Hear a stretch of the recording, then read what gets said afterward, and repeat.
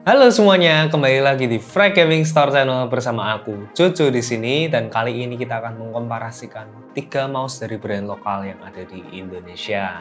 Jadi tunggu apa lagi, langsung cek kelanjutannya setelah ini.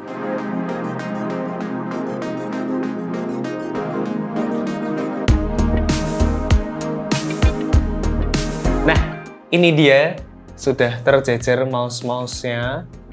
Jadi ada mouse apa aja? Jadi kita akan mengkomparasikan 3 mouse di sini. Yang pertama dari brand Phanteks Aria. Lalu ada dari brand Ajas AC199, dan yang terakhir pendatang baru pada tahun ini adalah Vortex Series Inno X1. Yap, kenapa kita mengkomparasikan 3 mouse ini? Salah satunya adalah karena fitur-fitur yang dipakai sangatlah mirip dan juga range harganya pun sangat mirip. Seperti yang sudah kita ketahui, jadi kita sudah melakukan in-depth review-nya. Untuk Vortex Inno kita review secara sendirian, tapi kemarin Ajas dan Aria itu kita review bersamaan, seperti itu. Jadi ketiga mouse ini menggunakan sensor dari PixArt PAW3395. Yap, sensor tersebut memang sudah sangat banyak dipakai di mouse-mouse gaming yang terkenal. Dan kali ini kita memang kebetulan mempunyai 3 produk ini yang menggunakan sensor yang sama. Jadi kita akan mengkomparasikan seperti itu. Mungkin yang pertama-tama dari fitur. Fiturnya selain sensornya sama, lalu tidak ada RGB juga. Jadi di semua device ini tidak ada RGB, hanya LED indikator saja untuk mengindikasikan baterai. Lalu untuk konektivitas paling lengkap ada di Aria, ada di Phanteks Aria, karena Phanteks Aria ini menggunakan 3 mode konektivitas, yaitu yang pertama adalah Bluetooth, lalu wireless 2,4 GHz, dan kabel. Sedangkan untuk Ajas dan Inno ini sama-sama menggunakan 2 mode konektivitas, yaitu wireless 2,4 GHz dan kabel.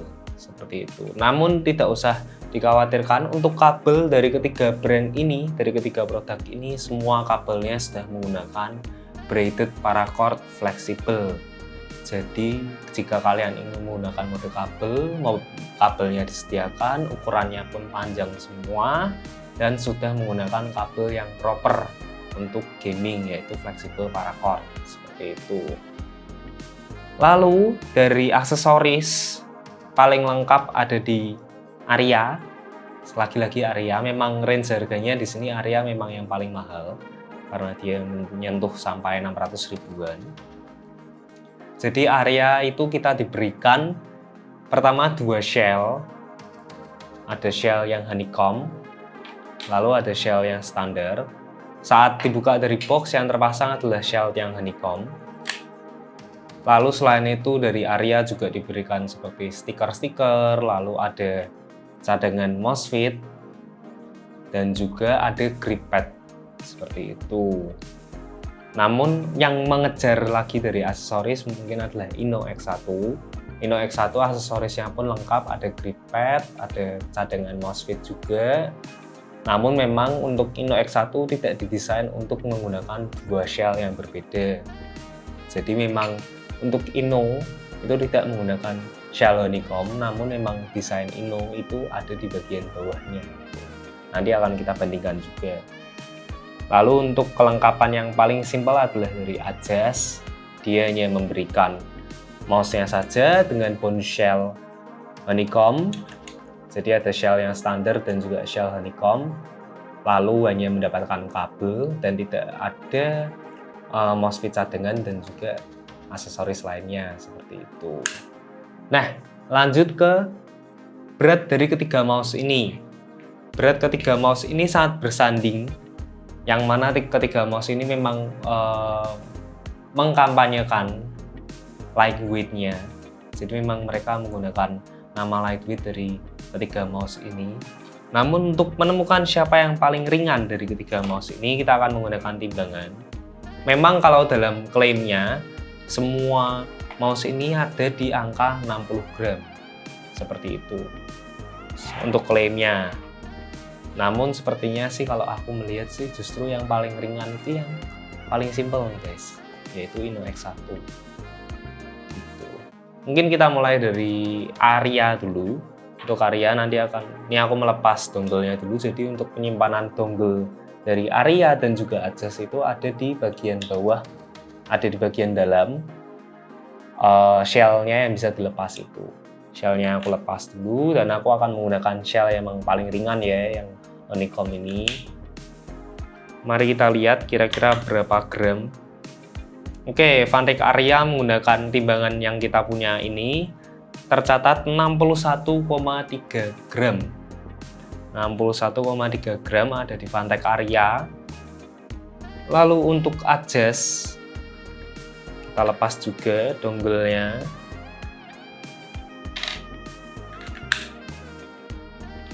Mirip, hanya terpaut 0,2 gram saja. Di sini ada 61,5 gram dari Adjust AJ199.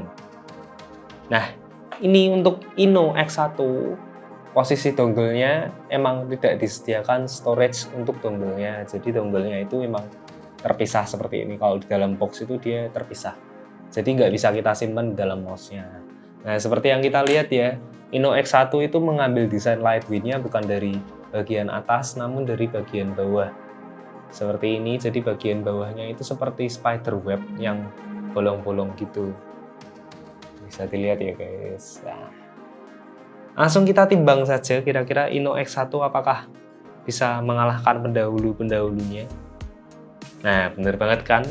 Di sini Vortex series InnoX1 ada di angka 57,1 gram saja. Nanti akan kita kasih B-roll-nya, namun bisa jadi saat kita ngerekam B-roll angkanya berbeda, namun signifikansinya biasanya tidak begitu jauh. Gitu. Jadi memang di sini InnoX1 itu memang yang paling ringan. Mungkin menurutku kenapa Aria bisa sedikit berat, mungkin karena ada Bluetooth receiver-nya, jadi dia akan menggunakan Bluetooth, sedangkan yang lainnya tidak. Apalagi Inno di sini yang paling simple.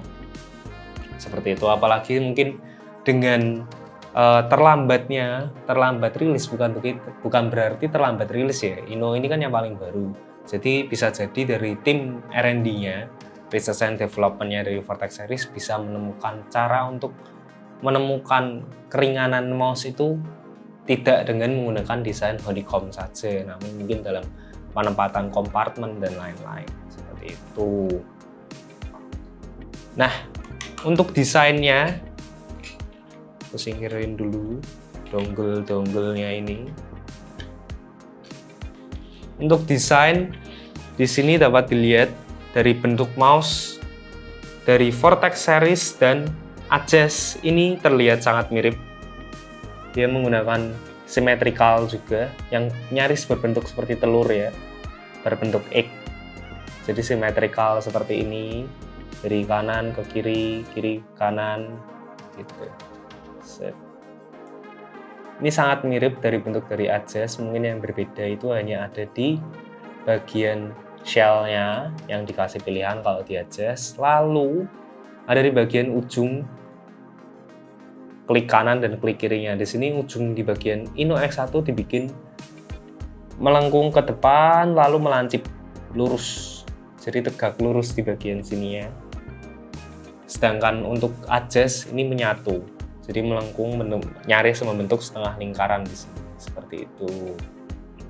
Lalu untuk shape-nya memang mirip, symmetrical, jadi ini bisa dipakai untuk tangan kiri, namun tentu saja kalau menggunakan left-handed akan mengorbankan dua tombol yang ada di sini. Seperti itu. Sedangkan yang berbeda hanya ada di Vantek Aria. Yang Vantek Aria ini tidak menggunakan desain yang symmetrical menyamping, pasti slim gitu ya, tapi dia lebih ke gemuknya lebih ke kanan kiri, sedangkan bagian belakangnya tidak begitu panjang. Jadi bisa dibilang untuk dari segi dimensi panjangnya, Aria ini yang paling pendek seperti itu. Nah, menurutku untuk dari handling dari ketiga mouse ini Untuk yang paling nyaman menurutku ya dari seluruh mouse yang pernah aku coba, dari ketiga mouse yang pernah aku coba ini, paling nyaman adalah yang Inno X1. Satu terutama karena dari gramnya, dari beratnya itu 57 gram itu sangat berpengaruh dari beratnya. Ini sangat ringan banget guys, bener-bener ringan. Cuman memang sangat disayangkan Inno X1 ini karena bagian main compartment hardware-nya itu ada di bagian depan, dia jadi tidak imbang, beratnya berat depan gitu.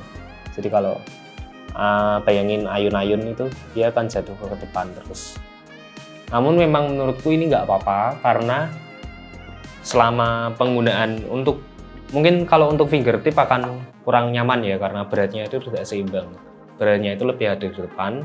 Namun untuk penggunaan claw grip itu akan sangat nyaman karena saat palm menyentuh di bagian belakang ini dia akan menambah beban ke bagian belakang.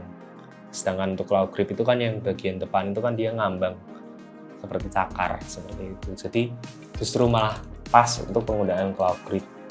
Beda dengan Adjust, dia ini beratnya lebih imbang dan juga Aria karena memang mungkin untuk peletakan hardware-nya itu dia lebih seimbang dari depan dan belakang seperti itu.